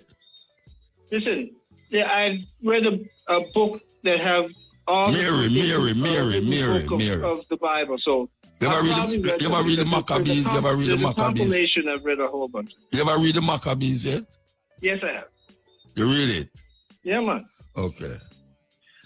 Now, when I ran, the devil costume man saw me. You know what? I was 5 years old in Rockabest. The devil? What's the devil? The man that dressed up as a devil? Oh, the man that dressed up as a devil. Oh, John Canoe. Yeah, John Canoe. And these were real, terrifying. So I bolted and I ran under the bed and he ran into the house and took me under the bed with a pitchfork. I said, look at this, the devil's after me. So as a little boy, that stayed. Anyways, a couple of years later, a wonderful Canadian man named Don Crawford married my mother, moved the whole family to Canada. And they built this villa where I am in Salem in the 70s. So when I was in Canada now, I played football and different things. A friend of mine was on the team, black guy named Steve Wesley. Then he went to church at this, it was called Day Spring. Anyways, I became a born-again Christian. Filled with everything you want to know. But I started my own prison ministry after a while. Went into the biggest prison in Canada, Toronto Maximum Detention Center, every Sunday after church. Because I didn't want to go to hell. A spirit said, don't bring anybody into the church you go into because the pastor's preaching lies. And you know what? While I was here in Jamaica, trying to do some business, they put that man out of the church. Which man? In Canada. I confronted him. All the devil at you out of the bed after doing what you're talking about. I'm showing you that I became a big Christian. Because of the devil took you out of the bed. No. But I was sure that as a little boy, it showed me the reality of the devil. So you never know the drunk was a man underneath there? Yeah, but it's a spiritual thing. Just stay with me. No, I'm not stay with you because I'm not get the whole time. So what that have to do with Barabbas? Sorry, I say Barabbas. Barnabas. What that have to do with Barnabas? Because Barnabas tell you the truth. The animal them will turn human being turning an animal in the Quran? Where that because you were amazed that God could change somebody's. Me amazed with nothing. No, sir. Me amazed about God. You sound amazed like he couldn't do it. About man can't make God. Look, never do that. Look, he can do anything. A man decide what God do, you know. I know God decide it and a man decide it. Well, anything you want, God do. God will do it. I'm a Muslim now because I had to abandon Christianity because of a lot of the things that you said. Nobody knows who wrote most of those books in the Bible. I mean, make it on Muslim. The more I research my religion, the more I realize, no, I can't work. Wait, hold on. I mean, make it on Muslim. No, not you. I said before, when I was a Christian, and I researched Christianity and everything about it, I realized the thing can't work. I stopped celebrating Christmas when I was the biggest one and used to hand out the presents. Yeah. All right, you talk about different things. No, you talk about different. We're not going nowhere. You talk about different things. And different things you want to talk about. It's the same thing. No, not the same thing. All right, so what would they know? Where would they know? Where they know? Where they know? You're Muslim now? Yeah. Okay, all right. Don't go on up in a bar with Allah. Eh? You remember a reader woman named Princess? Princess? No. She used to ride around on one Honda 100 that had long dreadlocks. And actually, Gary G has some of her music because she did enter the music festival. Princess, I don't remember. Well, I'm tired. Anyways. Are you wife? Yes, my wife. Okay. Black Power did introduce me to it. Okay. And this woman used to heal everybody in the name of Allah. Before she even saw a Quran. So she make it on Muslim. Well, when I got the Quran, because I started healing the blind, deaf, dumb, cripple, reading up every situation. She solved the mystery of the disappeared white woman, Claudia Kershaw. Princess solved that mystery. That woman turned out to be a CIA spy. That's why they had to drop it like a hot potato. Yo. Where your parents them come from? My parents? Yeah. My mother comes from St. Mary. Yeah, where your father come from? And my father's people, the O'Connors, they come from like Spanish Town and Westmoreland around the place. So you live a foreign long? At 6 years old, they took me out here, moved in 1969. Where them take you? Where them carry you go? The first place was Belleville, Ontario. I tell you, Canada. Yeah, Okay. It's Ontario. Wonderful town. I was there for 10 years. All right, we have to move, though. We have to move. All right, I'm done. Yeah, Bless up. at the first you call me, don't it? At the first you call me, don't it? Me? Yeah. No, this is Dr. O'Connor, the herbalist man. No, at the first you call me. I'm the one to bring Prince Ermias here, man. You don't answer me, man. Me ask you for the first you call me. If it's we talked for a long time, years, man. You know, how long ago? You can't remember. No, I can't remember. I don't remember what I did yesterday. I don't remember what I did yesterday. So, you have to remember. Anyway, we're gone. All right, bless you. We're gone. All right. Wow. I tell you, man. Teenage, why you love Shane Clark as usual, you know. I tell you, man, Shane Clark, I don't know what to say about you, you know my heart already. You know my heart, yes.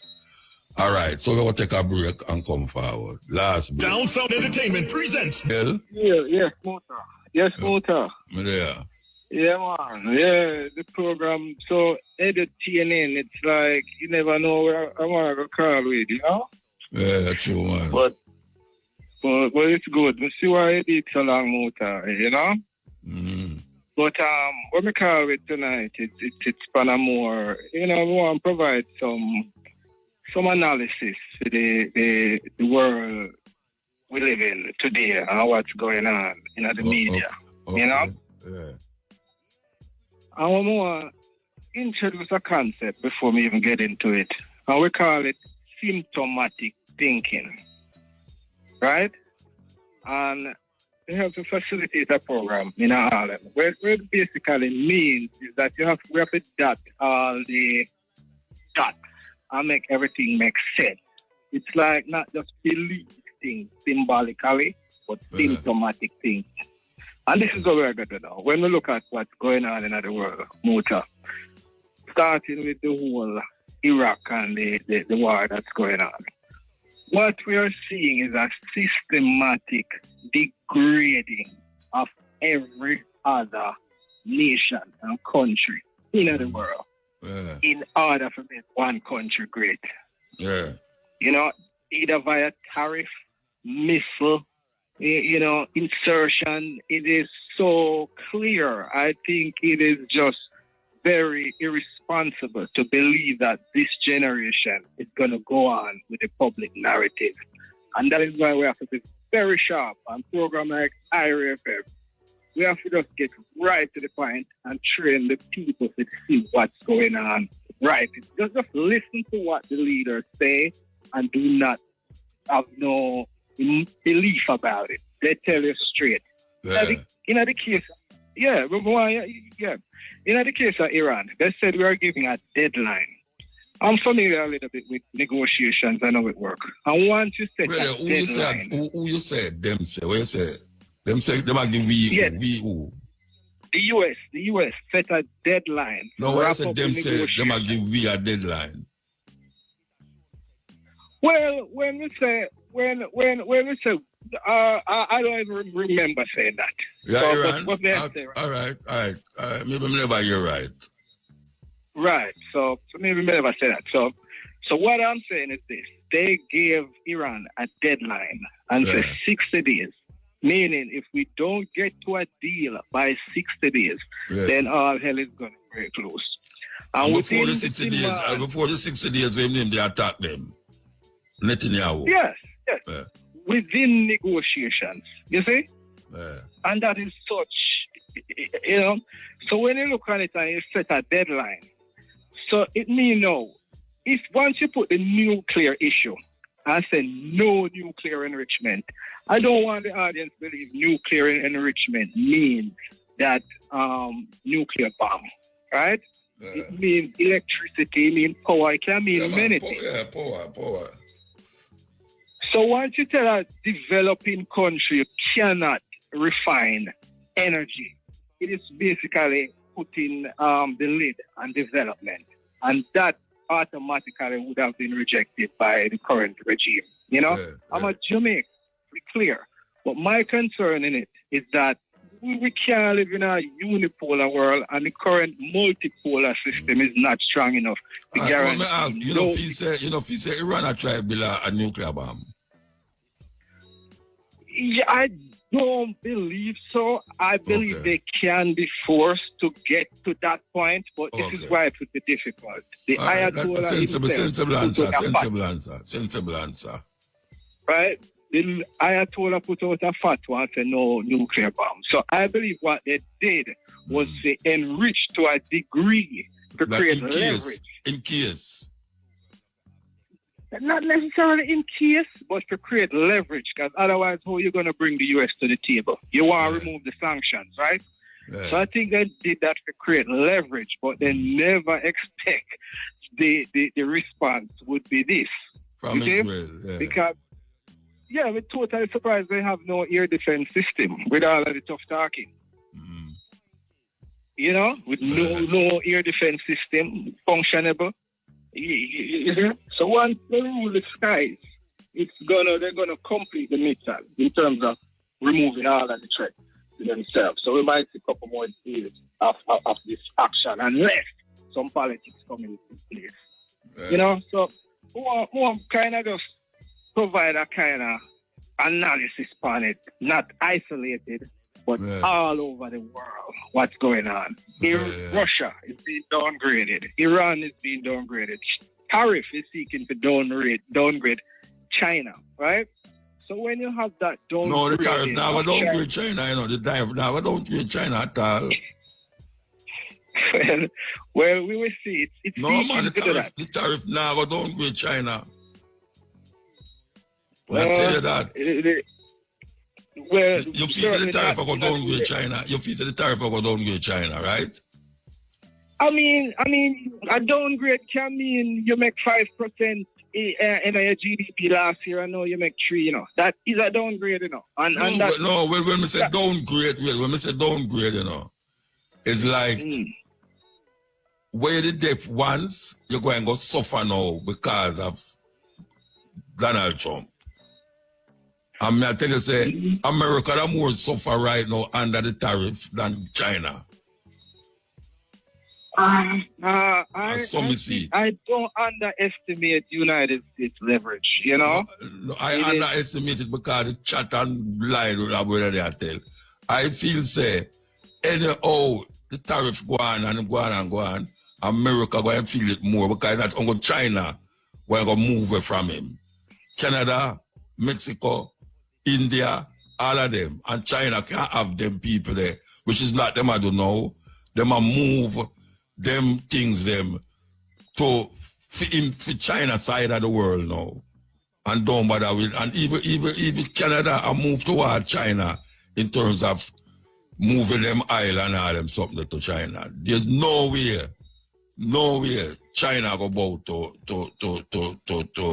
the brother there. And them know say I lie, tell everything we must say. And them go back on everything we say, go back on everything. That's why them call them taco. Trump always chicken out. Trump always chicken out to the. I think they will reach a deal at some point. No, they will reach a deal, but him not gonna have no leverage over China. Him will reach a deal, of course. Him have to reach a deal for film survival. But, well, as we say again, we can't look on none of these incidents as isolated. Symptomatic thinking demands that we connect all of the dots over the world. Connect it already. You know? Connect it already. And this is what we will come back to because you know you have Carla and stuff. Yeah. How this impact Africa. If Africa now have a strong China to leverage the US, if it now have a Russia where but that go on now is China, Russia in Africa more than America, you know. Right. Yeah, right. So China this have an impact. Russia have more inward road than America because Russia from them time they are help China. Help Africa. Even in South Africa, when certain things that happen, Russia did it. Other countries, Russia did it during war and this and that. Russia did it. So the African would have hold on for Russia more than America. Even the brother here, what him name, Traore there. Yeah. Russia him hold on for more than America, you know. Yeah, but Russia not strong as well as no, I tell you where happened. They're rushing right now. And you know have a nuclear umbrella. Look at Iran. Iran under China nuclear umbrella. Yeah, but that should never happen. Yeah, but me not say Russia stronger. Me not say Russia stronger, you know, because I show you which part Africa I go.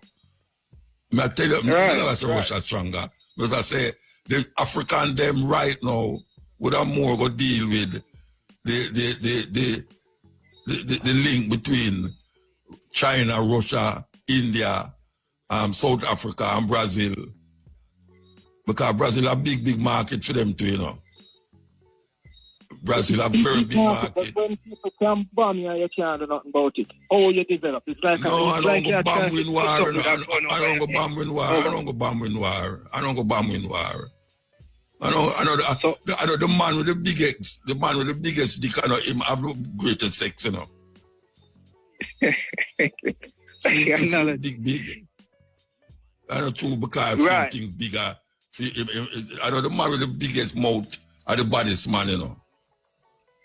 But if we look on the current negotiation strategy, that is what's happening. The man with the biggest thing are win. Which part Trump are win? Where Trump win? Tell me. They are win. Eh? Not winning, but we can't hear you good now. You're gone. You're gone. But there, man. Yeah, where you know the man what? How? Him a wheel a stick. And what is going to happen? You will win a battle and lose the war. No, him going to turn back. Him going to turn back. This man not stopping. until something, there have to be a surprise element in the whole thing. Surprise, all right, you see the people them who might run out the immigration thing. You hear what I'm saying the other day? You hear what I'm saying the other day about the people them who I worked there long for 20 years and the people them who employ them love them. They might go back to the parliament or think about it. Not parliament, the Congress, but think about it. You never hear him say that? Right, but all of that has to do with leverage within the United States. You know, the Democratic Party, all of that. What me I say, him guy and go deport all of the people them who have no papers there. And now him a turn back from that now. Him a turn back from that now. I agree. He might go pivot. Because the whole thing a negotiation. He's going to turn back on everything where him a do. Everything. He's going to turn back right back on everything. Right. He can't sustain himself. He can't sustain himself. He can't America. Watch out. When you hear the brother when name Banner and Marjorie attack against him the war the other day, you know, you must know similar problem, you know. All the other idiot brother there, where it depend facts and then fire him. Remember him again? Says Carlton. Remember him again? Tucker Carlton. You know when you Tucker Carlton and lick and say, him and Banner. Yeah, but what? Yeah, because them say, when I talk about go join war with, when I talk about put us in a war again and them did that with Iraq already and lose. So what chance we have got? Well, if I turn back, the man with the biggest dick is not the man who have the best sex. Ask any woman that. And they get the point. No, get the point. The man with the most back, hey, watch out, you ever read The Art of War yet? Yeah. But you ever read The Art of War? Read The Art of War. You don't agree with it? Well, me agree with it. No. Read The Art of War. I will just say read it already. Well, me read it. I'm see the logics in how them say. I'm still maintain, not because you have the biggest mouth, it means that you are the body somebody. The Art of War, a Chinese philosophy. You know, yes. Work for Africans. No, Vietnam man, me not talk about. Yo. Me never say it go work for Africa, you know. It work for where it work for me. Say me agree with it. Me never say it must work for Africa. Africa, maybe it can't work in even Iceland. You know what I'm saying? Just like how you have vegetarian. Right. Me not expect a vegetarian to go turn. Me don't expect a man to go turn vegetarian in Iceland. It's just so. So, me understand that. And me I say, the Art of War is a good example of the man with the biggest mouth is not the baddest man. It's just like I get that. No, I get that example. You can't go back you can't go too late. Yeah, man, war is good one of them days. Can't go back next week. Can't go back next week. The word pagan, anytime your man use the word pagan from the program, we have to beat it. The music to bring down African culture. And African culture, it will rise up. No, but how pagan have to do with Africa? No, the caller before me, he mentioned the word pagan in a derogatory state. So we have to realize... The man, they are religious man, you know, them talk them thing there. Just like Obi and all them, so them talk everything. Pagan, you know, to me, pagan is a set of people who used to do the same thing like where I try to do right now. All right. Live according to nature and all that. Anyway, we're gone here. Respect. Calm